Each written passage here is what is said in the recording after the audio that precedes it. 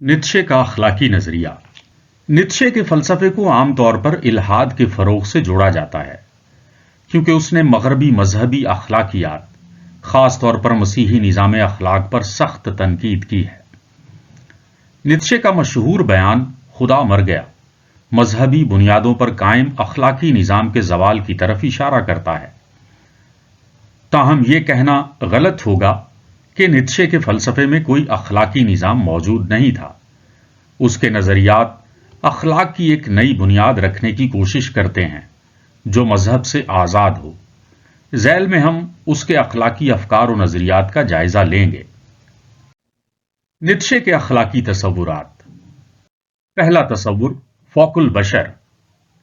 نیتشے نے ایک ایسا مثالی انسان تجویز کیا جو اپنی اقدار خود تخلیق کرتا ہے اور پرانی اخلاقیات کی پابندیوں سے آزاد ہوتا ہے۔ وہ اسے فوق البشر کہتا ہے جو اخلاقی زندگی کے لیے ایک ماڈل ہے اور اپنے اعمال کو کسی ماورائی ہدایت کے بجائے اپنی اندرونی طاقت اور تخلیقی صلاحیت سے رہنمائی دیتا ہے۔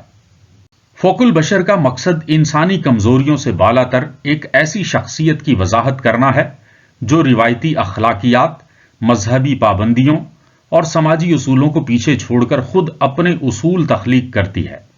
نیتشے کے نزدیک انسانی فطرت کا تقاضا ہے کہ وہ فطری مسرتوں کو حاصل کرے اور ان کی محرومی کے دکھ سے بچنے کے لیے اس کے پاس قوت و اختیار کے لیے مضبوط ارادہ ہونا چاہیے۔ یہ ارادہ غیر معمولی خوبیوں کا محرک بن جاتا ہے اور فوق البشر کو تشکیل دیتا ہے۔ یہ تصور نیتشے کے خدا کی موت کے خیال سے بھی جڑا ہوا ہے، جہاں وہ کہتا ہے کہ روایتی مذہبی اور اخلاقی نظام کی خامی کے بعد انسان کو اپنی اقدار خود تخلیق کرنی ہوگی۔ چونکہ موجودہ مذہبی نظام نے انسانوں کو ایسی اقدار کا پابند بنا دیا ہے جن کے تحت انسانی مسرتوں اور تخلیقی صلاحیتوں کو پروان چڑھنے کا موقع نہیں مل رہا، تو اس کا مطلب صاف طور پر یہی نکلتا ہے کہ موجودہ اخلاقی نظام نے ایک ایسا خدا تخلیق کر رکھا ہے جو مردہ ہے، کیونکہ فطری مسرتیں ہی زندگی کی علامت ہوتی ہیں، اور جب کسی نظام میں ان زندہ علامتوں کا اظہار نہ ہو تو اس نظام کو ایک مردہ نظام ہی کہا جا سکتا ہے۔ یہاں ایک سوال بجا طور پر ذہن میں ابھرتا ہے کہ کیا ایسا تو نہیں کہ نیتشے چونکہ خود جنسی و جسمانی طور پر کمزور تھا تو اس نے اپنی اس محرومی کا دکھ ختم کرنے کے لیے فوق البشر کا تصور گھڑ لیا ہو؟ اس کا جواب یوں دیا جا سکتا ہے کہ نیتشے کے تصور فوق البشر کو محض اس کی جسمانی کمزوری یا جنسی مسائل کے باعث تخلیق شدہ خیال قرار دینا فلسفے کی سطح پر نہایت محدود تجزیہ ہوگا۔ اس کی زندگی کے ذاتی پہلو اور نظریات کے درمیان تعلق کے حوالے سے کچھ نکات قابل غور ہیں۔ مثلا نمبر 1، نیتشے کی جسمانی و ذہنی حالت۔ نیتشے اپنی زندگی میں صحت کے سنگین مسائل سے دوچار رہا، جن میں مائیگرین، بینائی کی خرابی اور دیگر بیماریوں کے ساتھ ذہنی دباؤ وغیرہ شامل تھا۔ ان چیلنجز کے باوجود نیتشے کی فکر انفرادی آزادی، قوت اور تخلیقی خود مختاری کی وکالت کرتی ہے، جسے اس نے ارادہ قوت اور فوق البشر جیسے تصورات میں پیش کیا۔ نمبر 2، ذاتی تجربے کا اثر۔ یہ ممکن ہے کہ نیتشے کی ذاتی مشکلات جیسا کہ جسمانی کمزوری یا سماجی تنہائی وغیرہ اس کے فلسفے میں ایک محرک کا کردار ادا کرتی ہوں، تاہم اس کا فلسفہ صرف اس کے ذاتی حالات کا نتیجہ نہیں بلکہ مغربی فکر، مذہب اور اخلاقیات پر ایک تنقیدی تجزیہ ہے۔ نمبر 3، نیتشے پر نفسیاتی تنقید۔ بعض نفسیاتی تجزیے، مثلا فرائیڈین نقطہ نظر، نیتشے کے افکار کو اس کی زندگی کی مشکلات یا دبے ہوئے جذبات سے جوڑ سکتے ہیں، تاہم نیتشے کے فلسفے کو اس کی زندگی کی صرف ذاتی تفصیلات تک محدود کر دینا اس کی فکری گہرائی کے ساتھ ناانصافی ہوگی۔ نمبر 4، خود نیتشے کا رد عمل۔ نیتشے خود ایک ایسی شخصیت تھا جو خود سے بڑھنے اور کمزوریوں پر قابو پانے پر یقین رکھتا تھا۔ اس کا فلسفہ انفرادی و اجتماعی ارتقاء کے لیے ایک ویژن پیش کرتا ہے۔ نیتشے کا فوق البشر محض اس کی ذاتی محرومیوں کا عکاس نہیں بلکہ ایک وسیع فکری روایت کا حصہ ہے جو انسانی امکانات اور اخلاقیات کے اثر نو جائزے پر مبنی ہے۔ دوسرا تصور، حاکمانہ و غلامانہ اخلاقیات۔ نیتشے نے اخلاقیات کی 2 اقسام بیان کی ہیں۔ مثلا الف حاکمانہ یا آکائی اخلاقیات. اخلاقیات کی یہ قسم ایسی اقدار پر مبنی ہوتی ہے جو طاقت، خود مختاری اور تخلیقی صلاحیت کی حمایت کرتی ہے. ب محکومانہ یا غلامانہ اخلاقیات. اخلاقیات کی یہ قسم ایسی اقدار پر مبنی ہوتی ہے جو کمزوری، عاجزی اور اطاعت کو فروغ دیتی ہے. نیتشے نے مسیحی اخلاقیات کو غلامانہ اخلاقیات کا کامل مظہر یا نمائندہ قرار دیا ہے. نیتشے نے حاکمانہ اخلاقیات کو فروغ دینے کی کوشش کی ہے جو طاقت اور زندگی کو مثبت انداز میں اپناتی ہے. نیتشے نے اپنی تحریروں میں مسیحی اخلاقیات کو غلامانہ اخلاقیات کہا ہے. اس کے مطابق مسیحیت نے کمزوری، عاجزی اور فرما برداری جیسی اقدار کو فروغ دیا ہے. نیتشے کے نزدیک یہ غلامانہ ذہنیت کی خصوصیات ہیں. اس نے انجیل کے کچھ بیانات یا تعلیمات کو ان اخلاقی اصولوں کی مثال کے طور پر دیکھا. اگرچہ نیتشے نے کسی خاص انجیلی آیت وغیرہ کا حوالہ نہیں دیا، لیکن اس کے نظریات سے انجیل کی کچھ آیات کو منسلک کیا جا سکتا ہے جو اس کے اعتراضات کے ساتھ گہری مطابقت رکھتی ہیں. مثلا نمبر 1 عاجزی اور کمزوری کی علامت. انجیل متی باب 5 آیت 5 کے الفاظ یوں ہیں: مبارک ہیں وہ جو حلیم ہیں کیونکہ وہ زمین کے وارث ہوں گے. نیتشے نے اس قسم کے پیغامات کو کمزوروں کی فتح کی علامت کے طور پر دیکھا جو کہ طاقتور اور خود مختار انسانوں کے لیے یقیناً نقصان دہ ثابت ہوتی ہیں. نمبر 2 دوسرے گال پر تمانچے کا نظریہ. انجیل متی باب 5 آیت 39 کے الفاظ یوں ہیں: لیکن میں تم سے کہتا ہوں کہ جو کوئی تمہارے دائیں گال پر تماچا مارے اس کی طرف دوسرا گال بھی پھیر دو.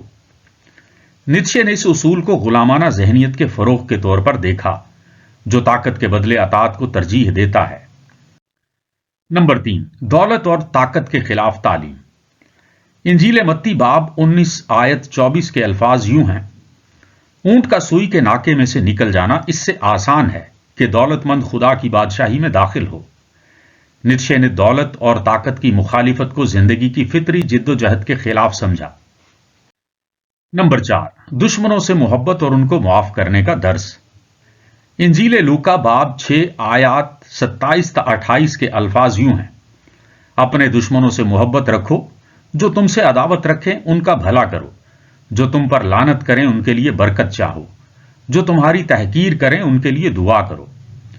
نیتشے نے اس قسم کی تعلیم کو انسان کی فطری آزادی اور خود مختاری کو دبانے کی کوشش قرار دیا ہے. نیتشے کی تشریحات. مسیحی اخلاقیات سے متعلق نیتشے کا استدلال یہ تھا کہ مسیحی اخلاقیات طاقتور، باوقار اور آزاد انسانوں کی تخلیق کے مقصد کو محدود کر دیتی ہے.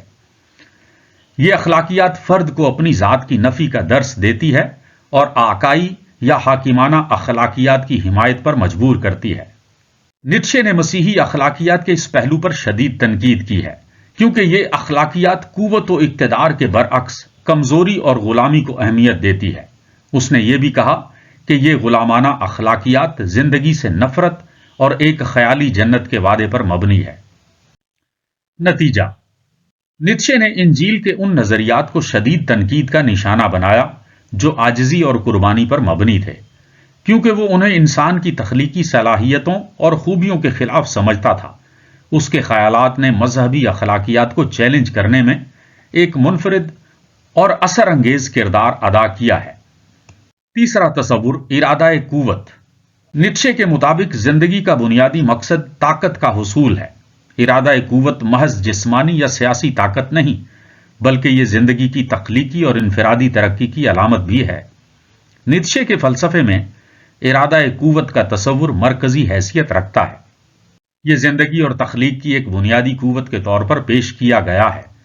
اس کے مطابق تمام انسان بلکہ تمام جاندار اپنی طاقت میں اضافہ کرنے اور خود کو بلند کرنے کی فطری خواہش رکھتے ہیں.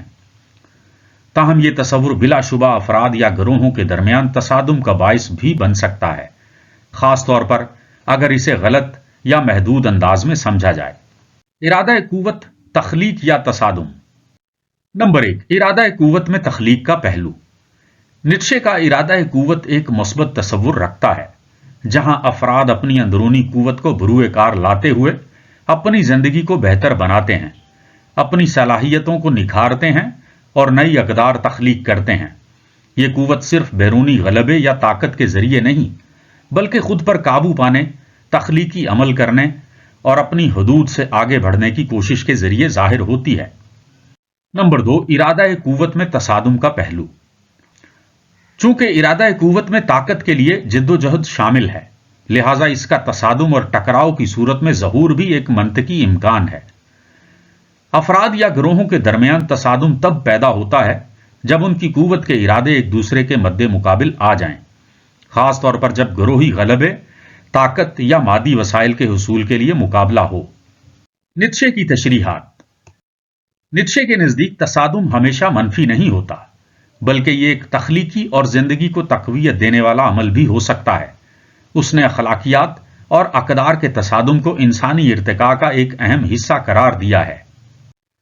ارادہ قوت کو اگر صرف جسمانی یا سیاسی طاقت کی جدوجہد کے طور پر سمجھا جائے تو یہ تصادم جنگ اور غلبے کی صورت پیدا کر سکتا ہے، لیکن نیتشے کے فلسفے میں یہ تصور زیادہ گہرائی رکھتا ہے، جہاں خود کو بلند کرنا اور نئی تخلیقات پیدا کرنا مقصود ہے، نہ کہ دوسروں پر طبعی طور پر غلبہ حاصل کرنا۔ نتیجہ: ارادہ قوت کا تصور بنیادی طور پر زندگی کی تخلیقی صلاحیتوں کو بلند کرنے کے لیے ہے، لیکن جب یہ افراد یا گروہوں کے مابین طاقت کے لیے براہ راست جد و جہد کی صورت اختیار کر لے تو تصادم کا باعث بھی بن سکتا ہے۔ البتہ نیتشے کے نزدیک ایسا تصادم بھی ارتقاء کا حصہ ہے اور کسی حد تک ناگزیر بھی ہے۔ چوتھا تصور، نئی اقدار کی تخلیق۔ نیتشے کا اخلاقی فلسفہ اس بات پر زور دیتا ہے کہ پرانی مذہبی اقدار کے خاتمے کے بعد انسان کو اپنی اقدار خود تخلیق کرنی ہوگی۔ یہ اقدار زندگی کی تصدیق، خوشی اور ذاتی عظمت پر مبنی ہوں گی، نہ کہ گناہ یا مابعد و طبیعیاتی اجر کے تصورات پر۔ نیتشے نے اپنے اخلاقی تصور میں جہاں مسیحی اقدار پر شدید تنقید کی ہے، وہیں اس نے اپنے نقطہ نظر کو متبادل کے طور پر پیش کیا ہے۔ اس حوالے سے وہ مسیحیت کے نظریہ گناہ اور مابعد الموت جزا و سزا کے تصور کی بھی نفی کرتا ہے۔ نئی اقدار کے تصور میں نیتشے کے دیگر تصورات کے عناصر بھی باہم منسلک ہیں۔ نمبر 1، فوق البشر۔ یہ بالکل ایک نیا انسان ہے۔ یہ ایسا آزاد ہے کہ گویا آپ ہی اپنی زندگی کا خدا ہے۔ وہ ارادہ اختیار و اقتدار کا حامل ہے، لہٰذا وہ اپنی زندگی کے لیے نئی اقدار کو تخلیق کرنے میں مکمل طور پر آزاد ہے۔ یہ آزادی اس کی زندگی کی تصدیق کرتی ہے۔ نمبر 2، گناہ اور عدالت۔ نیتشے کا مثالی انسان چونکہ فوق البشر ہے، اس لیے اس میں گناہ کا بھی کچھ اثر نہیں۔ فوق البشر کی یہی خوبی اسے مابعد الموت کے چکر سے آزاد کرتی ہے، جہاں نہ تو کسی خدائی عدالت کا تصور ہے اور نہ ہی کسی قسم کی سزا و جزا کا۔ یہی وجہ ہے کہ جب نیتشے ابدی واپسی کو فرض کرتا ہے تو وہ فوق البشر کو نئی اقدار کی تخلیق کا اختیار بھی دیتا ہے۔ نمبر 3، ابدی واپسی۔ نیتشے کا فوق البشر ابدی واپسی کا حامل ہے، یعنی وہ ہر عارضی موت کے بعد دوبارہ اپنی زندگی جینے کے لیے دنیا میں واپس آ جاتا ہے۔ اس لیے اس کے پاس کوئی ایسا نظام اقدار ہونا چاہیے جسے وہ ذوق و شوق اور خوشی سے عمل میں لا سکے۔ 5واں تصور، ابدی واپسی۔ نیتشے کے مطابق ابدی واپسی کا مطلب یہ ہے کہ ہر عمل، ہر تجربہ اور ہر لمحہ لامحدود بار اسی صورت میں دہرانا ہوگا۔ یہ ایک فکری تجربہ ہے جس کا مقصد انسان کو اپنی زندگی کے ہر پہلو کا سامنا کرنے کے لیے تیار کرنا اور اسے اپنی زندگی کو بہتر بنانے کی ترغیب دینا ہے۔ نیتشے اسے اخلاقی طور پر جانچنے کا پیمانہ بناتا ہے۔ وہ پوچھتا ہے کہ کیا آپ وہی زندگی، وہی فیصلے اور وہی تجربات ہمیشہ ہمیشہ دہرانا چاہیں گے؟ اگر نہیں تو اپنی زندگی کو اس قابل بنائیے کہ آپ اسے دہرانا چاہیں۔ یہاں نیتشے کا نظریہ ابدی واپسی اور ہندوؤں کے عقیدہ آواگون میں مماثلت کا مغالطہ پیدا ہوتا ہے۔ ہندو مت کا آواگون۔ آواگون ہندو مت کا تصور ہے جس کے مطابق روح موت کے بعد دوبارہ جنم لیتی ہے اور یہ چکر اس وقت تک جاری رہتا ہے جب تک کہ مکتی حاصل نہ ہو جائے۔ یہ ایک روحانی نظام ہے جو کرم یعنی اعمال اور مکتی یعنی نجات سے جڑا ہوا ہے۔ یہاں وقت دائرے کی شکل میں چلتا ہے، لیکن اس کا مقصد اس چکر سے آزادی پانا ہے۔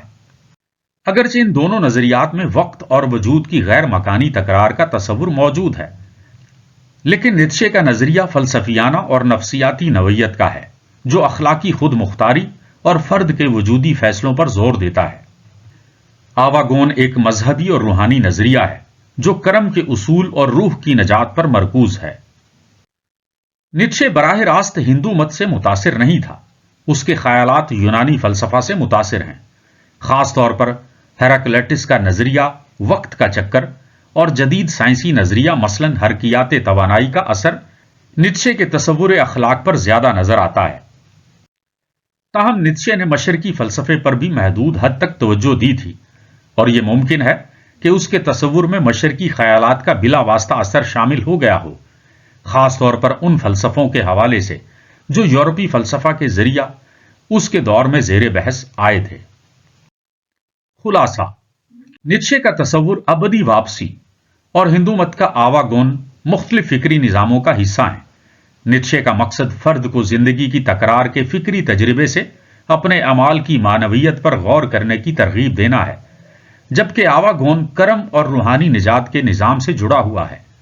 دونوں تصورات فکری لحاظ سے الگ الگ لیکن دلچسپ موازنہ پیش کرتے ہیں۔ نیتشے کے اخلاقی نظام کی خصوصیات۔ نیتشے کا اخلاقی نظام مذہبی اخلاقیات سے مکمل طور پر آزاد ہے۔ یہ انسانی تخلیقی صلاحیت اور خود مختاری پر زور دیتا ہے۔ نیتشے نے معروضی یا آفاقی اخلاقیات کو مسترد کیا اور ذاتی اور ثقافتی سیاق و سباق میں اخلاقیات کو سمجھنے کی کوشش کی ہے۔ نیتشے پر الحاد کا الزام بھی شاید اسی وجہ سے لگایا جاتا ہے کہ اس نے خدا اور روایتی مذہب کے بغیر اخلاقی اقدار کو تخلیق کرنے کی بات کی ہے، کیونکہ مذہبی انسانوں کا خیال یہ ہے کہ خدا کے بغیر اخلاق کا کوئی تصور نہیں کیا جا سکتا۔ نیتشے کا نظریہ صرف خدا کے وجود سے انکار تک ہی محدود نہیں، بلکہ اس نے اس بات پر بھی زور دیا کہ خدا کے بغیر ایک زیادہ مستند، پرمغز اور آزاد زندگی ممکن ہے۔ اس کا اخلاقی نظام مذہبی خوف یا جزا و سزا کی بنیاد پر نہیں، بلکہ انسانی عزم، شعور اور تخلیقیت پر مبنی تھا۔ خاتمہ۔ قاضی جاوید نے لکھا ہے کہ نیتشے وہ پہلا مفکر ہے جس نے کیرکیگارڈ کے بعد عقلیت پرستی، منطقیت، سائنس پسندی اور منظم فکری نظاموں کے خلاف صدائے احتجاج بلند کی اور فردیت کی شمع کو روشن کیا۔ اس کا زمانہ یورپ کا سنہری دور تھا۔ سماجی، اخلاقی، تہذیبی اور سیاسی اقدار تغیر پذیر تھیں۔ کلیسیا اور مطلق العنان حکمرانی کے اداروں نے بنی نوع انسان کو صدیوں سے اپنے فولادی پنجے میں جکڑ رکھا تھا۔ 19ویں صدی کے اواخر میں زوال پذیر روایتی مذہب کی جگہ پیدا ہونے والے خلا کو پر کرنے کے لیے بہت سے تمدنی فلسفے وجود میں آ گئے جو ظاہری طور پر روایتی مذہب سے بہت ہی کم مختلف تھے۔ یہی وہ تناظر تھا جس نے نیتشے کو ایک بے رحم نقاد، بوسیدہ سماجی، سیاسی اور مذہبی قدروں کا حریف اور ایک نئے سماج کا پیامبر بنا دیا۔ نیتشے کا باپ ایک پادری تھا۔ نیتشے پر مذہب کے بہت گہرے اثرات تھے جن کی وجہ سے اس کے ہم مکتب اسے ننا پادری کہہ کر پکارتے تھے، لیکن یہ اثرات زیادہ دیر تک مثبت نہ رہ سکے بلکہ منفی شکل اختیار کر گئے۔ وہ بہت جلد مذہب سے بیزار ہو گیا۔ پروفیسر سید مظفر الدین نے نیتشے کے بارے میں لکھا ہے کہ جو شخص اس کے واقعات زندگی کا غور و خوض سے مطالعہ کرے گا وہ ضرور اس نتیجہ پر پہنچے گا کہ نیتشے متجدد اور ریفارمر کی شان رکھتا ہے۔ نیتشے بھی دنیائے اخلاقیات کا مجدد تھا۔ اس نے مروجہ اخلاقی نظاموں کی دھجیاں اڑا دی، خصوصاً مسیحی اخلاقیات پر زبردست اور کاری ضرب لگائی اور اس کی جگہ زیادہ بہترین اور بلند اخلاقی تصور پیش کیا۔ مشہور نفسیات دان اور تحلیل نفسی کے بانی سگمنڈ فرائڈ نے نیتشے کے بارے میں کہا تھا کہ فقط نیتشے ہی اپنا شعور رکھتا تھا، کوئی دوسرا شخص اسے نہیں سمجھ سکتا۔ اس کی پیش آگاہی اور بصیرت تحلیل نفسی کے محنت طلب حاصلات کے ساتھ اکثر و بیشتر حیران کن مشابہت رکھتی تھی۔ اپنی تصنیف ماورائے خیر و شر میں نیتشے نے 19ویں صدی کے فلسفیوں کو آڑے ہاتھوں لیا ہے۔ وہ انہیں چرب زبان اور پاگل غلام کہتا ہے۔ مختصر یہ کہ نیتشے جتنا مشکل ہے اتنا ہی پر اثر ہے۔ ختم شد۔